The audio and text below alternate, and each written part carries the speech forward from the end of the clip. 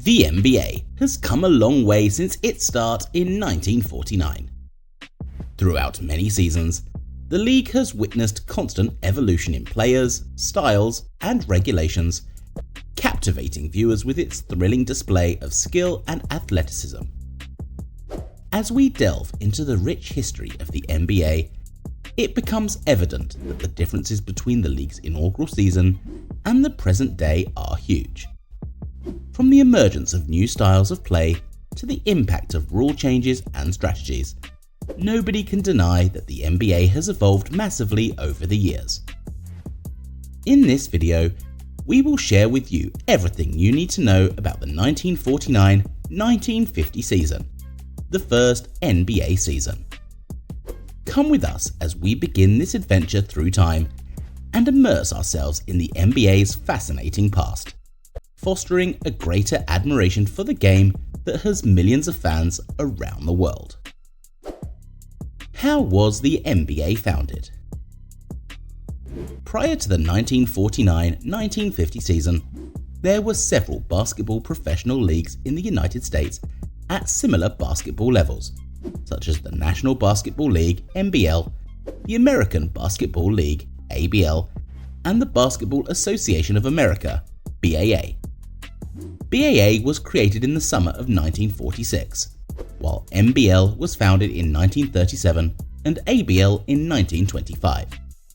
Even though BAA teams played their games in larger arenas, the NBL and the ABL had the best basketball players and the best teams.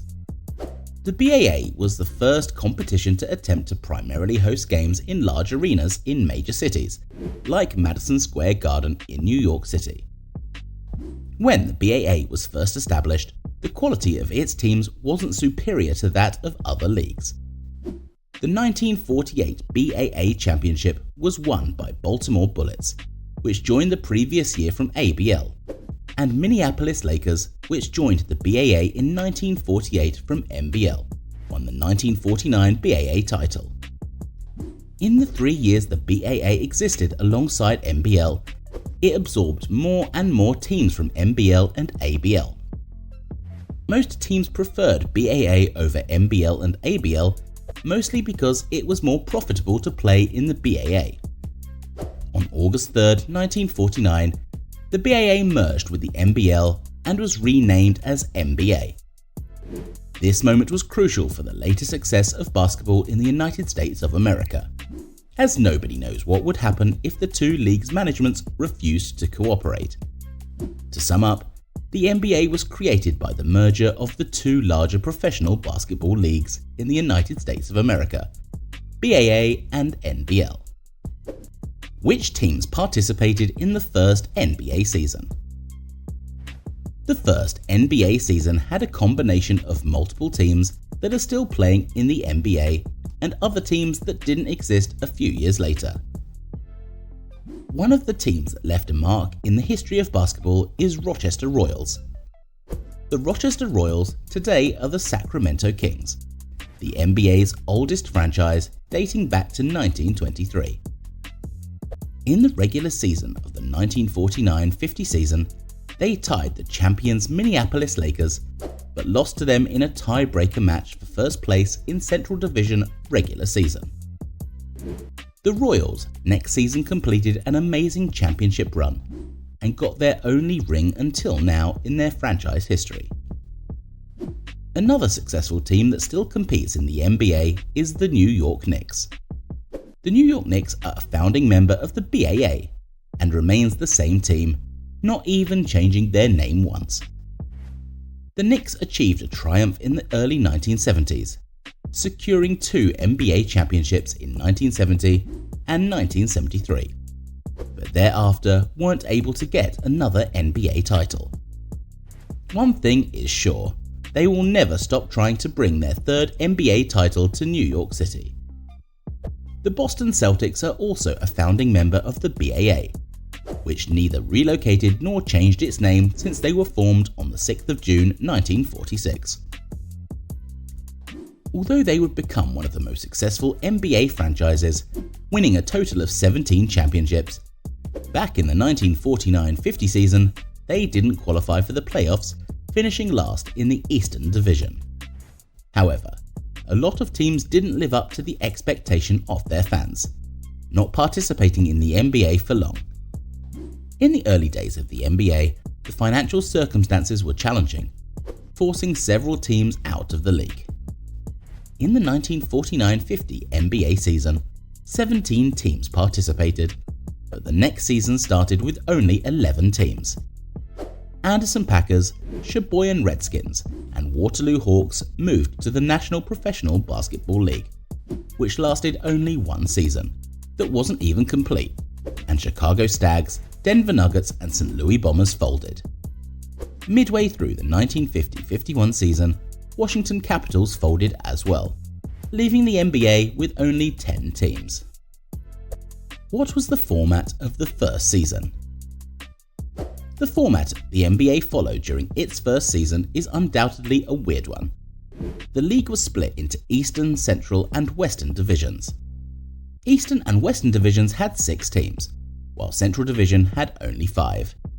Syracuse, the only NBL team in the East, won that division behind the play of 6'8" Dolph Schayes, who averaged 16.8 points per game, and they were the top seed of the regular season in all 3 divisions. Alex Groza averaged 23.4 points for a new Indianapolis team that won the West, while George Mikan led the league again with 27.4 points per game to claim his second straight scoring title as the Lakers won the Central Division.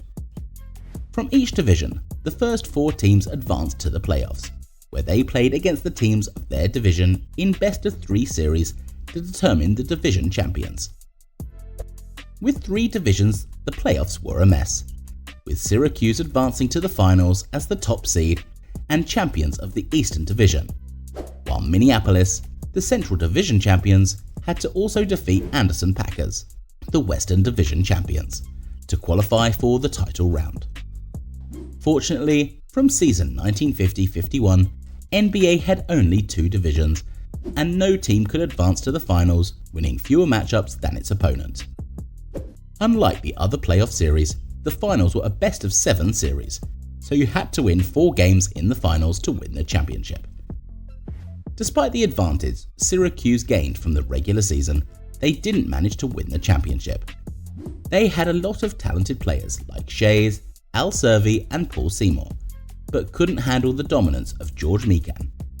Mikan, surrounded by other stars like Jim Pollard, Slater Martin, Bob Harrison, and powerful Vern Mickelson, led the Minneapolis Lakers to the first NBA title in 6 games. George Mikan was the creator of the famous Mikan drill, that every basketball player has done at least once. The 6'10" center was an amazing shot blocker and creator of several attacking ways in basketball, scoring easily over any defender with his iconic hook shot.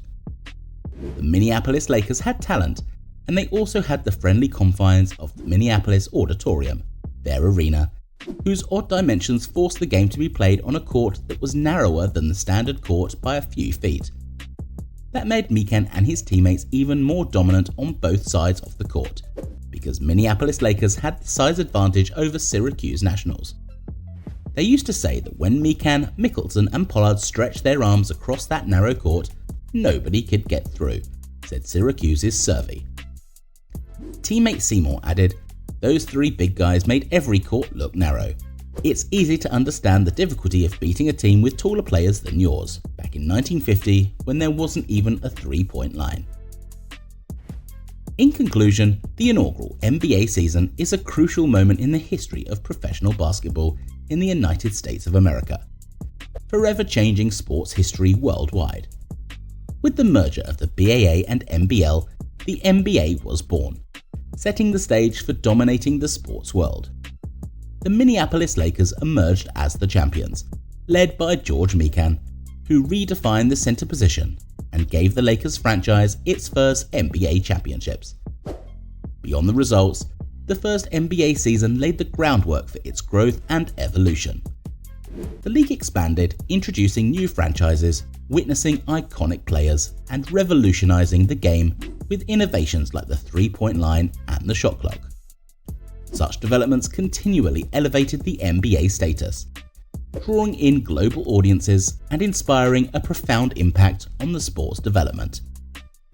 As we look ahead to the future, we can only anticipate more exciting chapters in the ongoing saga of the NBA, forever honouring the remarkable foundation laid down in that historic season.